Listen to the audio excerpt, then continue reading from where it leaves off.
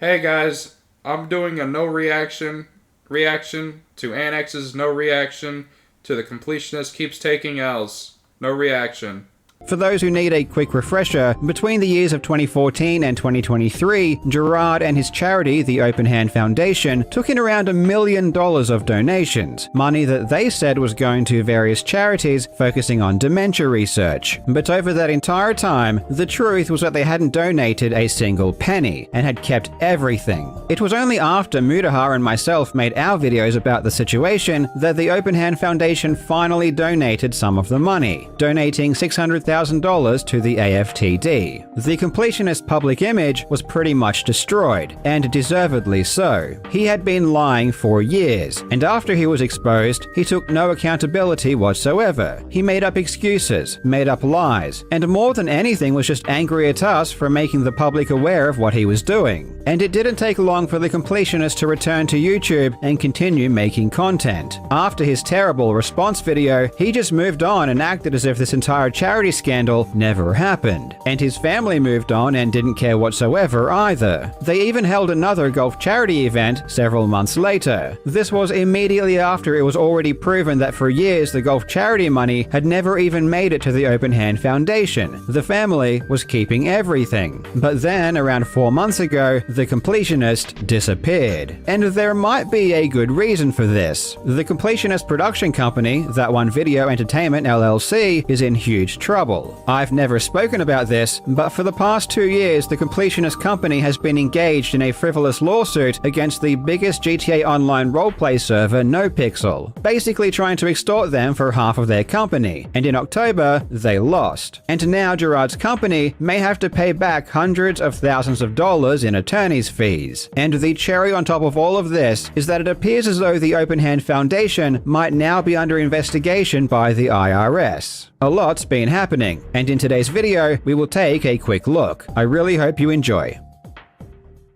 Now legends, a huge shout out to today's sponsor, Watcher of Realms. Watcher of Realms is a really fun fantasy RPG that I've played a ton of over the past year. It combines classic fantasy RPG elements with tower defense, which are two of my favorite genres. I love the real-time strategic element that tower defense brings. It makes the gameplay so much more interesting. The graphics are incredible, and there are over 200 unique heroes to collect and develop. And Watcher of Realms is celebrating Christmas time with a brand new limited hero, Sun Wukong. He brings the Christmas cheer with a festive new skin and an awesome event featuring strategic stages, challenging minigames, and a beautiful Chinese-inspired map. 'Tis the season for exciting events where you can win 74 free summons, tons of valuable items, and the new legendary hero Callista with her exclusive artifact, along with the powerful mage Lyra in her sexy Christmas battlesuit. There are so many amazing gifts to unlock during these Christmas celebrations, and to receive them all, simply log in daily and participate in all of the festivities. Watcher of Realms has a great selection of game modes including the campaign, arena, guild boss, and intense guild v guild battles. And honestly, it's the perfect time to start playing. To download or play Watcher of Realms, just click the link in the description or scan the QR code on screen. It's available for free on PC, Android, and iOS.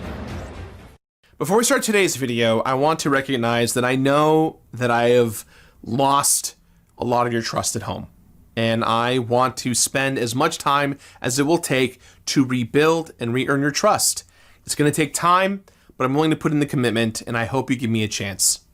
This is what Gerard said back in January when he returned to YouTube less than 2 months after his charity scam was exposed. I have no idea what he meant when he said that he wanted to re-earn your trust, because after this statement, he continued to pretend that nothing ever happened and he never spoke of it again. For the next 8 months, Gerard would continue to post videos to his channel, hoping to resuscitate his brand. The quality, however, was now greatly diminished because most of his employees either quit or he let them go. And then in August, he released a video about alien isolation, and hasn't been seen since. But while Gerard was pretending that everything was hunky-dory on the surface, behind the scenes, shit was hitting the fan. For the past year, many people, including myself, have been waiting for the Open Hand Foundation to file their 2023 IRS tax forms. Personally, I wanted to see if anything changed after they got exposed. Were they suddenly going to start properly declaring their income now that so many eyeballs were focused focused on their charity. Well, what's interesting is that the Open Hand Foundation hasn't filed their 2023 IRS tax form, despite it being long past the deadline. If you search the charity through the Office of the Attorney General, it says their reporting is incomplete and the IRS form is required. This hasn't happened in any other year. The Open Hand Foundation have always filed their forms on time. So it's very peculiar that at a time where it's more important than ever to be transparent, they aren't reporting. Of course, there are multiple possible reasons why they aren't submitting their forms. The most obvious would be they haven't yet done their 2023 accounting, but it could also mean they are currently being audited by the IRS. Personally, I think it's the latter, given how many people reported the charity after the scandal broke. Another piece of evidence to support the fact they are being audited is that it does appear they have already done their 2023 accounting. So there doesn't seem to be any other legitimate reason not to file. We know they've done their 2023 accounting because as part of their 2024 annual charity registration to the Office of the Attorney General, they needed to state their revenue and expenses for the previous year, which they did. And this is where things get very interesting. This form doesn't give us any breakdown like the IRS tax forms would, but it does give us a few basic figures. It says that in 2023, the Open Hand Foundation raised $155,000. This is significant because it's by far the most revenue the organization has ever reported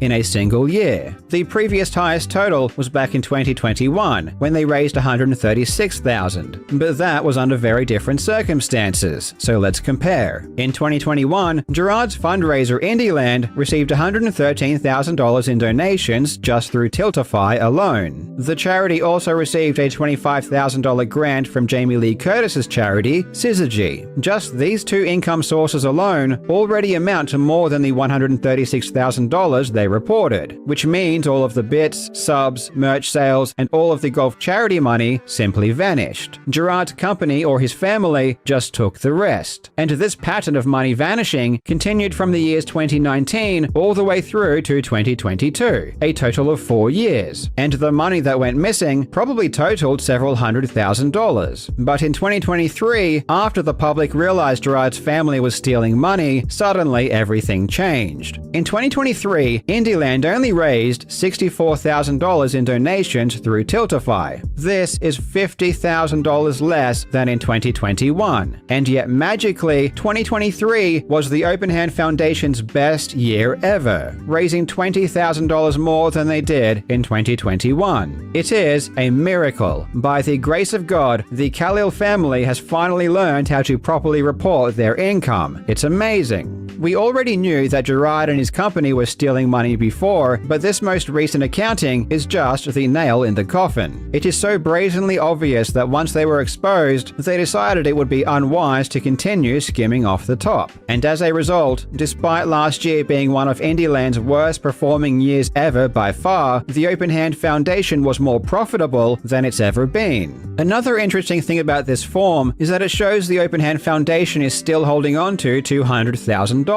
And this is before their 2024 golf charity event, where they would have collected even more in donations. Why are they still keeping this money? One thing I've come to realize is that while Gerard may have been very concerned with his public image, his family, specifically his brother and father, couldn't care less. This is why back in May they continued running their golf charity tournament as if nothing ever happened. If you look at the Open Hands website now, Indieland has been removed as one of the charity events, leaving only the golf tournament. And the golf event was never something that Gerard was a part of organizing. And it's why the Open Hand Foundation now feels comfortable going back to hoarding donations, because the public backlash that was originally directed at Gerard now has nowhere to go. When the Open Hand Foundation made their $600,000 donation after the story initially broke, they still had $200,000 sitting in the bank. And this is only from the reported income. As I said before, I suspect Gerard's family has siphoned hundreds of thousands of dollars out of the charity over the years. But I can't think of a single good reason why they still need to keep $200,000 in the bank, when their expenses average around $10,000 to $15,000 per year. And literally the only purpose of the charity is to be a middleman between Good Samaritans and charities that actually do dementia research. As I said before, the lack of filing to the IRS is a pretty good indication the charity is now under investigation. And I really do hope this is the case. case. But the IRS isn't the only thing Gerard now has to worry about, because Gerard's company, That One Video Entertainment, has just lost a huge lawsuit.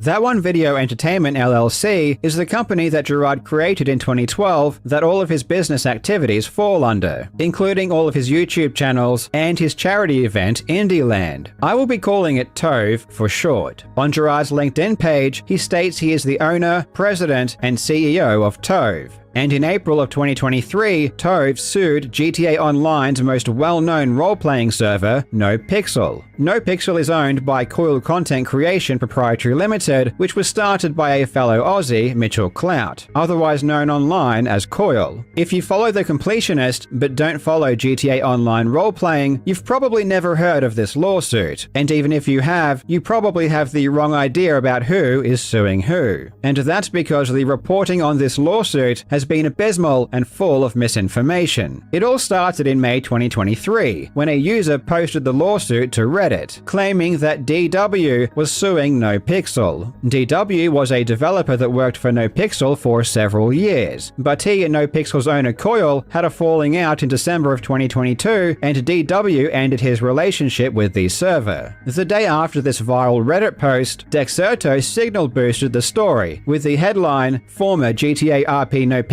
server dev DW is suing owner Coil for considerable sum." However, this was all completely false. It wasn't DW that was suing NoPixel, it was the completionist company, TOVE. It literally says who the parties are on the first page of the lawsuit. I don't understand how everyone got this wrong. TOVE's lawsuit asserted that because DW developed some code for the NoPixel servers and DW was an employee of TOVE, this meant that TOVE owned the code that DW developed, and thus TOVE should own half of NoPixel. But this entire lawsuit was a shakedown and an extortion attempt from day one. It was all bullshit. We are talking Billy Mitchell levels of frivolous. Everything about this lawsuit was a lie, and it's going to take a separate and quite lengthy video to cover everything in detail. But if you thought that charity was the only scam that Gerard and his company were pulling, you couldn't be more wrong. Needless to say, this lawsuit never made it to trial. In October, the judge ruled in favor of NoPixel, and now NoPixel is seeking attorney's fees of $233,000, and they are probably going to get it. Unlike most other lawsuits in America, when you sue specifically for copyright infringement, it's actually built right into the statute that you can get attorney's fees if you win. And because TOVE's lawsuit was so frivolous, and the judge didn't even see a need to go to trial before ruling in NoPixel's favor, TOVE is probably going to have to pay up big time. As soon as the judge makes a ruling on the motion for attorney's fees, I will do a full breakdown of this lawsuit, because it really proves that Gerard's shady behavior surrounding his charity was not an isolated event. Until then, thank you so much for watching, you legends. I hope you're having a fantastic day, and I will see you in the next video.